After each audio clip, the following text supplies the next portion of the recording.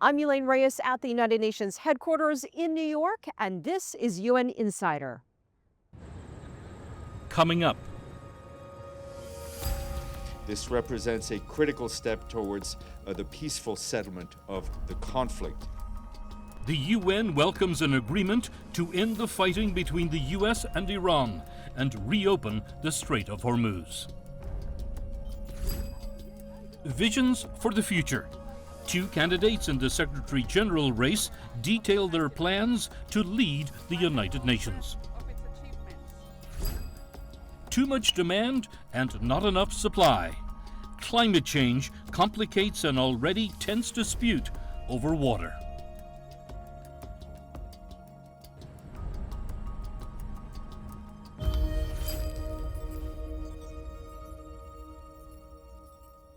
For weeks, candidates hoping to become the next UN Secretary General have been sharing their visions of the UN's future through debate, interviews, and other appearances. The President of the General Assembly convened a second interactive dialogue, this time for candidate Maria Fernanda Espinosa. The purposes and principles of the Charter are as relevant today as they were in 1945. Perhaps even more so in this age of complexity. When hard-won progress is under threat, when our systems seem past their prime, when new challenges risk undermining cooperation, when the need has never been greater. That is why we need a UN that everyone can count on. Because no nation is immune to geopolitics and geoeconomics. No nation should bear the burden of acting alone. No nation should be excluded from the benefits that will emerge if and only if we work together. Carolyn Rodriguez-Burkett also laid out her vision for the role of UN Secretary General. Guyana's president nominated her for the top job. She is the country's ambassador to the UN and former foreign minister. An effective Secretary General in today's context must possess two essential strengths, in my view: discernment and versatility. She must be an administrator, peacemaker, mediator, broker, negotiator, convener, and spokesperson. More importantly, she must be able to discern which role is most appropriate in any given situation. I believe that I have acquired these skills during the period of my time as Minister of Foreign Affairs of Guyana, Minister of Amerindian Affairs, as an international civil servant, and as a permanent representative right here in these halls representing my country. I do believe that I am ready for the task ahead. And I thank you.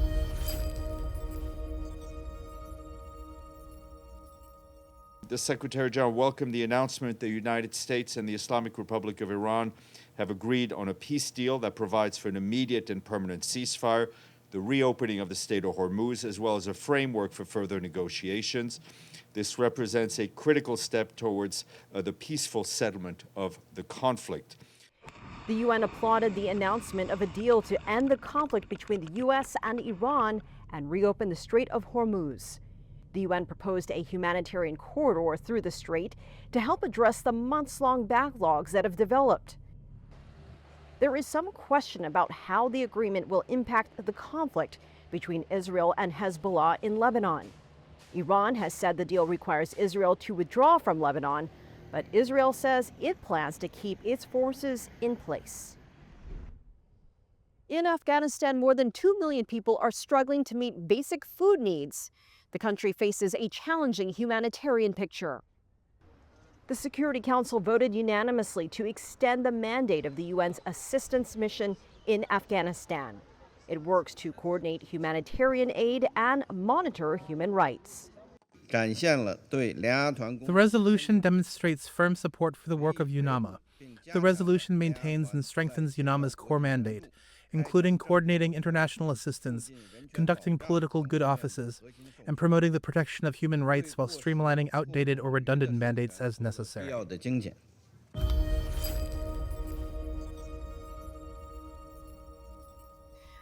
and security is one of the UN's core missions. This week, the Security Council held an open debate on the importance of including women in the peace process. When we pursue peace without women's voices, without women at the table, leading alongside men, our efforts become compromised.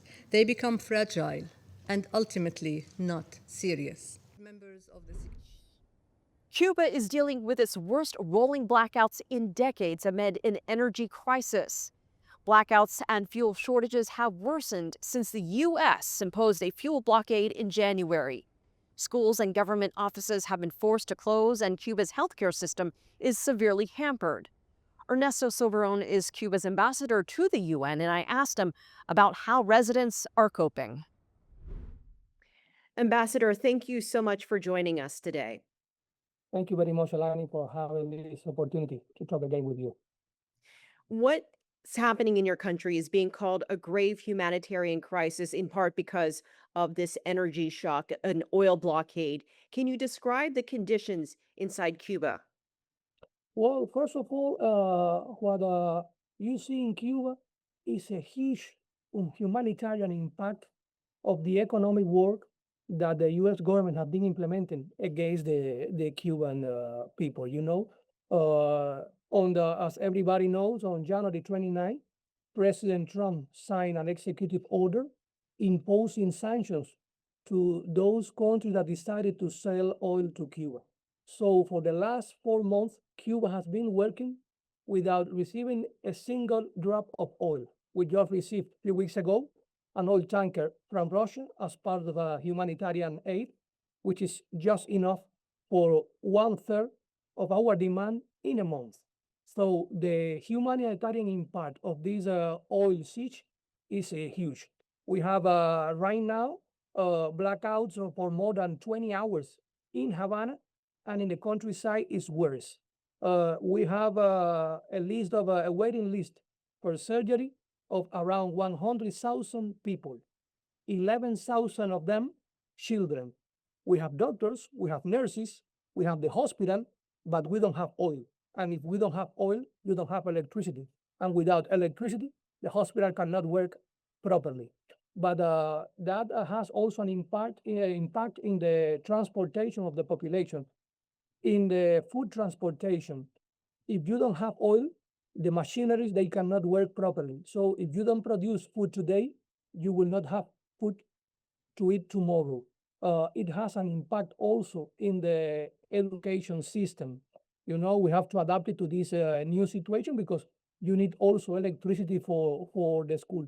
So this situation has a full impact in the daily life of the Cuban people. This is a collective punishment what the U.S. government has been implemented against Cuba just because, as they have been saying, they want, for political reasons, they want to a regime change in our country. Ambassador, how much time do you have left then? Well, we know that we are a resilient people, and we have been working to try to avoid this situation, but also to be ready if at the end we have to face a situation like this. In Cuba, for example, right now we are producing more and more energy from the energy source. So we are producing a lot of oil, a lot of electricity from the solar panel, which is not enough, but help us to face this situation. We are increasing our production of oil. We are refining our oil, which is a very heavy oil, so you need to refine before to use it. We have been working with our people trying to install solar panel, for example, in some medical facility, in some research facility, in some school. So, Elaine, it is a very difficult situation, but we are looking solutions every day for our own problem. But the point here is how long this situation will be in place, because there is no any legal basis for the U.S. government to implement sanctions like this against third countries, because they have the right If they don't want to have a bilateral trade with Cuba, this is their right. But they don't have right to impose sanctions to third parties that decided to establish bilateral relation or cooperation relation with Cuba.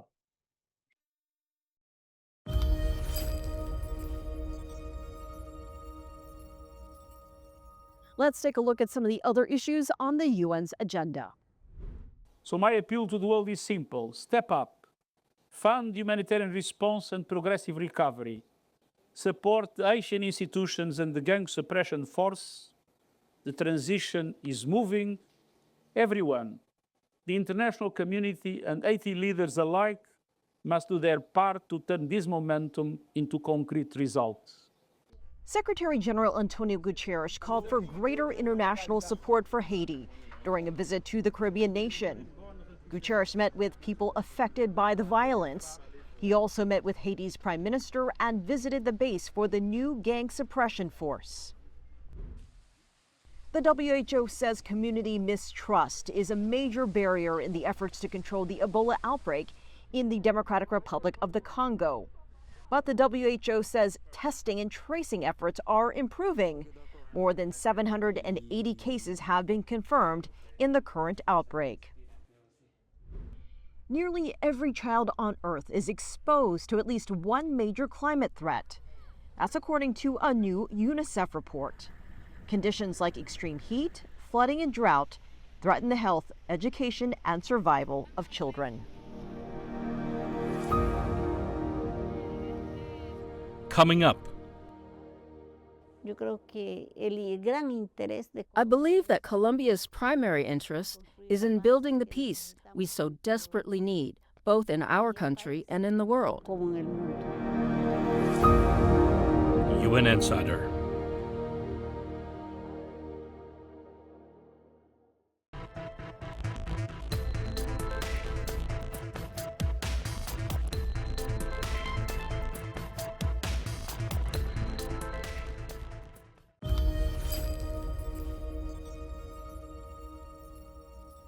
Colombia is a founding member of the United Nations, and this month the South American country serves as Security Council President.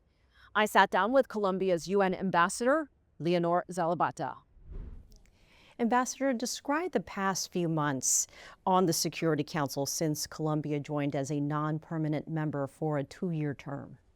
El Consejo de Seguridad nos ha mostrado la complejidad de las crisis geopolíticas. The Security Council has shown us the complexity of geopolitical crises and regional crises in relation to the conflicts that we are experiencing today. También de la crisis que tiene la humanidad frente, as well as the crisis facing humanity in this regard and in the face of the climate crisis. Para nosotros sigue siendo fundamental, importante, que la implementación. For us, it remains essential and important that United Nations decisions be implemented. And we believe that the Security Council is working on these issues. Ha venido desarrollando sus planes, sus programas. It has been developing its plans, programs, and action plans with the aim of helping to de-escalate conflicts, on the one hand, por una parte, y también and also maintaining the political vision held by the United Nations, of which the states are a part, where implementation remains an imperative factor in achieving structural solutions for a lasting peace, truly for the effective solution that humanity needs. Para la paz duradera, realmente para la solución eficaz que necesita la humanidad. Ambassador, Colombia knows what it's like to live through armed conflict. Do you think that experience and perspective is valued inside the UN Security Council? Colombia está en el Consejo de Seguridad. Colombia is on the Security Council, having proposed the Building Peace Initiative. This is our goal. It is the way to share our knowledge and experiences. An initiative that was put forward during our campaign and for which 180 countries around the world voted to ensure Colombia's seat on the Security Council today. Países del mundo votaron para que Colombia estuviéramos en el Consejo. Colombia has been heard, and Colombia has upheld the founding spirit of the United Nations. It is these principles that make the Charter the foundation for respect for human rights, for respect for the sovereignty of states, and for non-interference in territorial matters. Del respeto por los derechos. They chart an important path toward resolving problems. Soberanía de los estados y por la no. We must put that true spirit into practice. Marcan para esto una ruta importante para la solución de los problemas. Debemos implementar ese espíritu real. Ambassador, can you tell us about Colombia's agenda and vision during this rotating month of your presidency? One of the debates that you're leading deals with women and peace and security. Para nosotros es supremamente importante que los eventos insignias. For us, it is of the utmost importance that the flagship events proposed by the Colombian government, led by President Gustavo Petro, include one on the Middle East. Porque la solución de Medio Oriente, because the solution for the Middle East hinges on that dialogue and on fostering understanding across the entire region to advance peace through dialogue and the participation of states. A través del diálogo y de la participación de los estados. Yo creo que el gran interés de Colombia es construir la paz. I believe that Colombia's primary interest is in building the peace we so desperately need, both in our country and in the world. Otro tema insigne, otro evento importante también, que es el de mujeres. We have another flagship issue, another important event as well, which is women, peace, and security. Por la canciller, la ministra de Relaciones Exteriores de Colombia. This is an event that will be led by the Foreign Minister of Colombia, who will address this issue. Because peace really has to do with human beings. Peace has to do with the climate. Peace has to do with security. And peace must be built from within its population and across all its geographical spaces. Y a partir de todos sus espacios geográficos. And that is why the issue of women, peace, and security is a source of hope for the global population, and why we believe it is essential that peace issues involve women. Que se hace necesario que temas. And the third flagship event focuses on children in armed conflict. El tercer evento insignia tenemos los niños en conflicto. If we do not stand up for children today, there will be no future for humanity. The future of humanity lies in children, and that is why children are sacred. La humanidad del futuro está en los niños. Y por eso los niños son sagrados. We know that the UN is getting ready to welcome a new leader, and President Petro announced that Colombia will support former Chilean President Michelle Bachelet.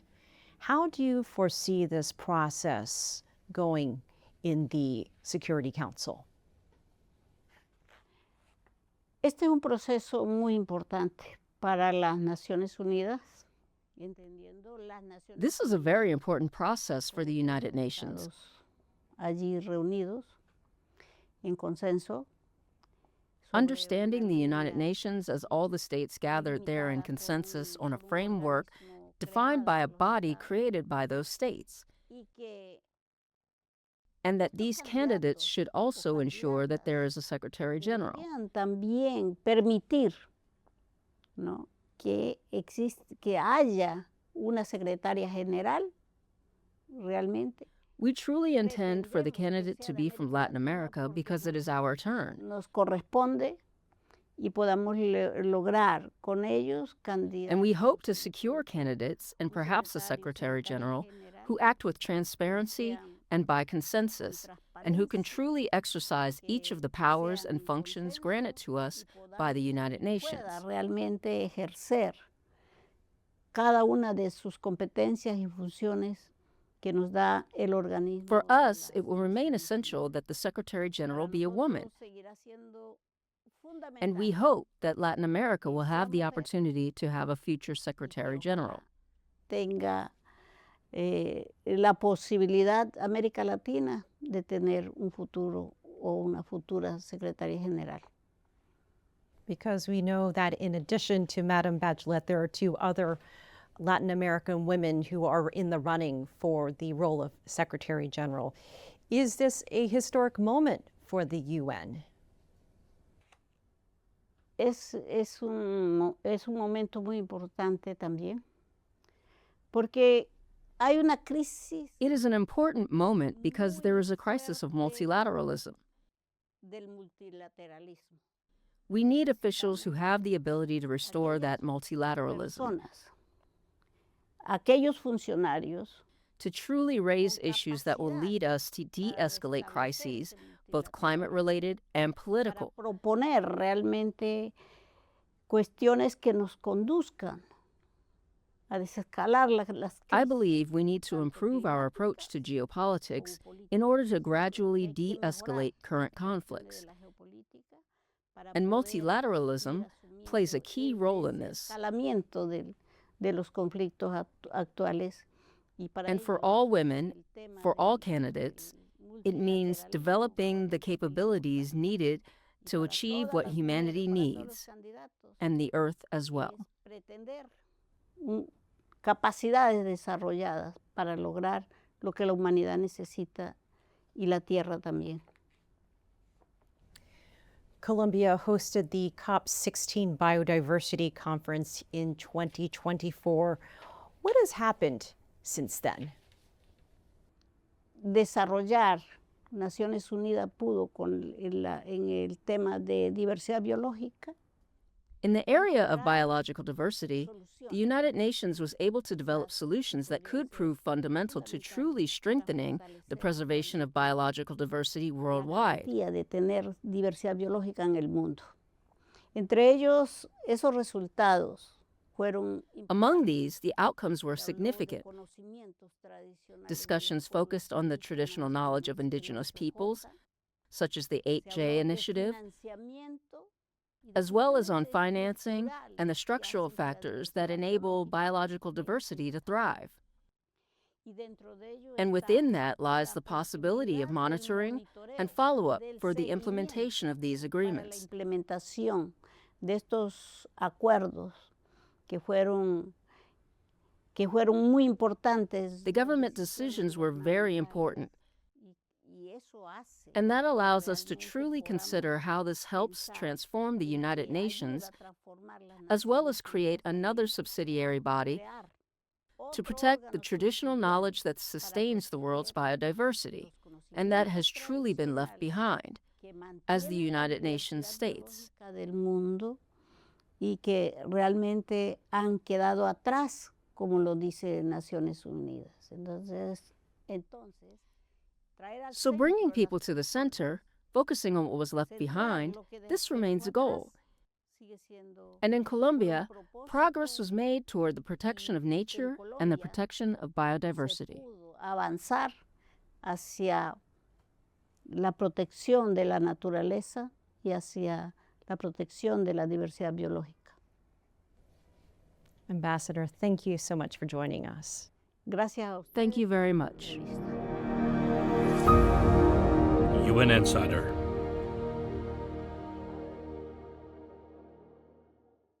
Whether it's about your education, the home you live in, or the items you buy, your money has a story to tell. Because every business story is a human story. Global Business.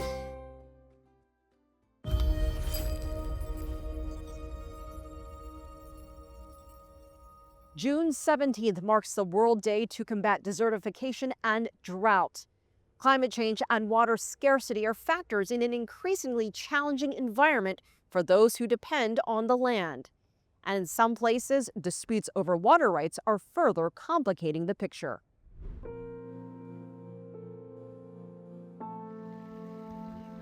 Since the dawn of agriculture, the issue of water and who controls it has been vital. That's certainly the case between Mexico and the United States.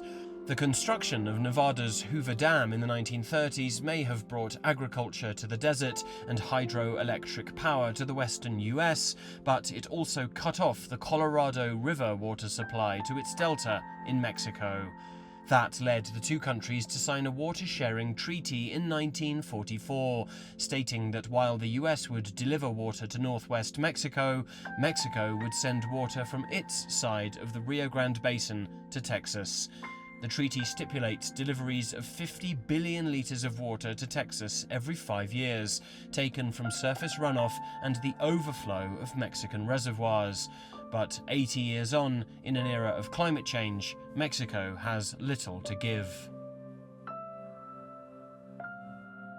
Jesus Valenciano is the mayor of Delicias, a city fed by the reservoir and whose economy depends entirely upon the agriculture it sustains. It's as the treaty says, when there's a surplus or runoff, then water is delivered. But now, we are being pressured to open up the floodgates of our reservoirs and send the water north. We can't do that. No one can give what they don't have.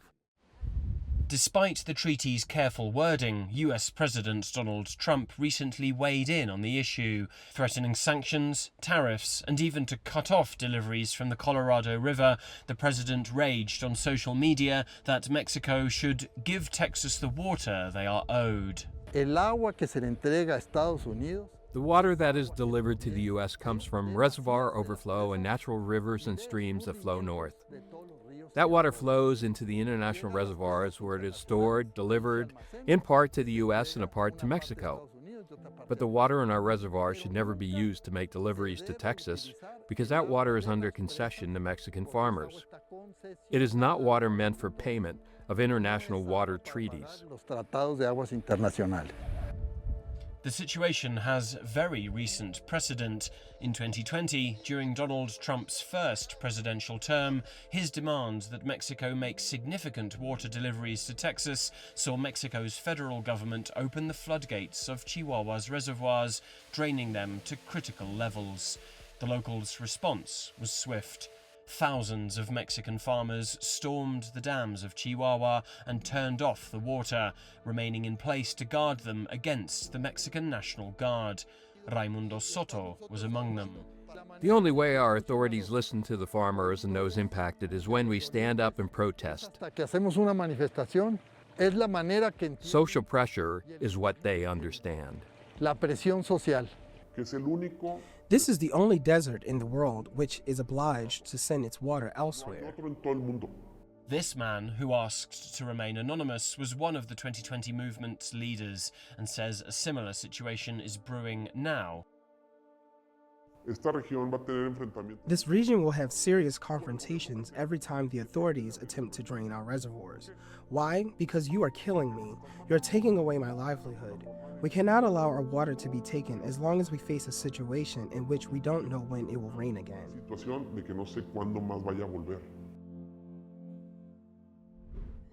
I'm Elaine Reyes at UN headquarters in New York. Thanks for being a UN insider.